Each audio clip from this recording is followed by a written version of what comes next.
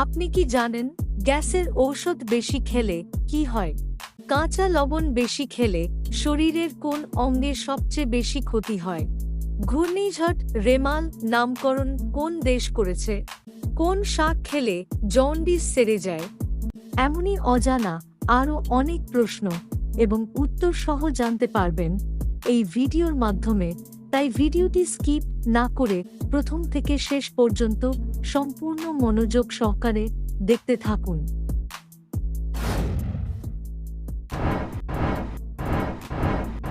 গ্যাসের ঔষধ বেশি খেলে কি হয়? অপশান এ কিডনি সমস্যা, বি টাইফয়েড, সি রক্তশূন্যতা, নাকি ডি সবগুলোই? সঠিক উত্তরটি হল ডি সবগুলোই। গ্যাসের ঔষধ বেশি খেলে রক্তশূন্যতা, টাইফয়েড, কিডনি সমস্যা হয়।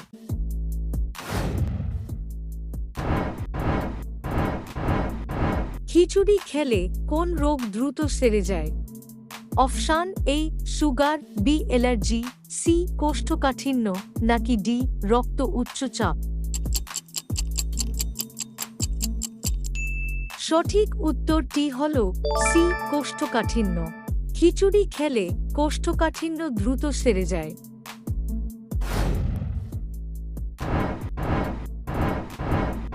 কাঁচা লবণ বেশি খেলে শরীরের কোন অঙ্গে সবচেয়ে বেশি ক্ষতি হয়? অপশান এ হার্টের, বি কিডনির, সি মস্তিষ্কের, নাকি ডি চোখের?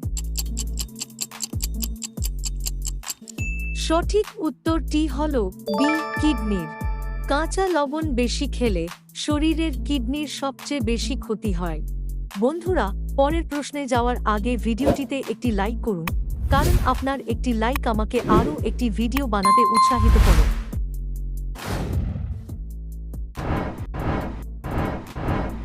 কোন শাক খেলে জন্ডিস সেরে যায়? অপশান এ গিমা শাক, বি লাল শাক, সি কচু শাক, নাকি ডি শুষ্নী শাক? সঠিক উত্তরটি হল এ গিমা শাক। গিমা শাক খেলে জন্ডিস সেরে যায়।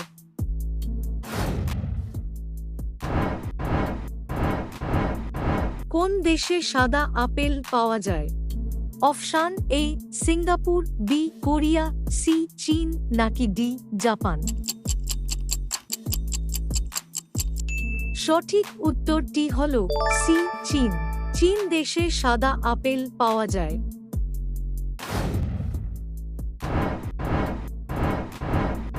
কোন সবজিকে সব ধরনের ভিটামিনের উৎস বলা হয়? অপশান এ কুমড়ো, বি গাজর, সি পালং শাক, নাকি ডি পাকা টমেটো? সঠিক উত্তরটি হল ডি পাকা টমেটো। পাকা টমেটোকে সব ধরনের ভিটামিনের উৎস বলা হয়।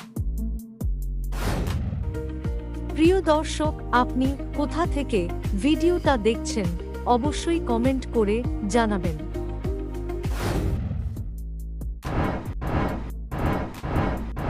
ভারতের কোন রাজ্যে ভাই বোনের মধ্যে বিয়ে হয়?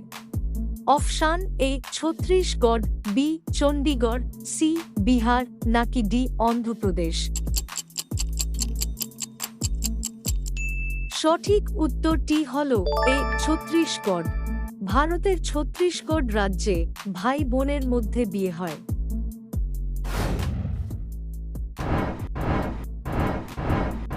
ঘূর্ণিঝড় রেমাল নামকরণ কোন দেশ করেছে?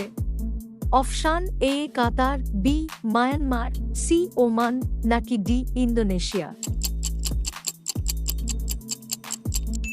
সঠিক উত্তরটি হল সি ওমান।